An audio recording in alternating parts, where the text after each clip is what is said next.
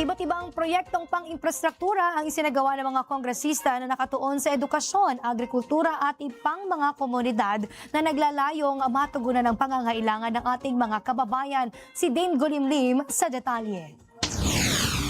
Opisyal nang na-turn over ang Southern Luzon State University Tayabas Covered Court sa Quezon. Pinangunahan nito ni Quezon 1st District Representative Mark Enverga kasama ang lokal na pamahalaan ng Tayabas at pamunuan ng SLSU. Inaasahang magsisilbing sentro ng mga akademikong gawain, palakasan at pagtitipon ng komunidad ang bagong pasilidad na layuning mapatibay ang pagkakaisa at campus life ng eskwelahan.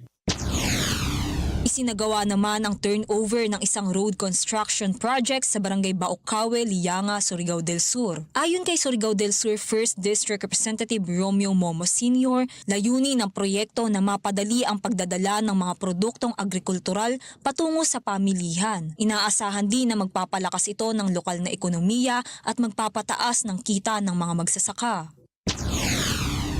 Napuno ng kasiyahan ng mga residente sa Barangay Hipona sa Pontevedra, Capiz matapos ang turnover ng kanilang bagong covered gym. Ayon kay Capiz 1st District Representative Howard Ginto, ang proyekto ay simbolo ng pagkakaisa at katuparan ng pangako sa komunidad.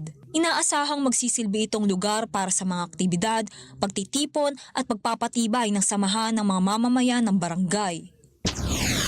Samantala, opisyal nang binuksan ang bagong one-story, 3-classroom building sa Kabarbuhan Elementary School, Sorsogon. Pinangunahan ni Sorsogon 1st District Representative Bernadette Escudero ang blessing at inauguration ng gusali. Layunin ng proyekto na matugunan ang lumalaking bilang ng mag-aaral at mapabuti ang kalidad ng edukasyon sa lungsod. Para sa totoong balita sa Bagong Pilipinas, Dane Golimlim, Congress News.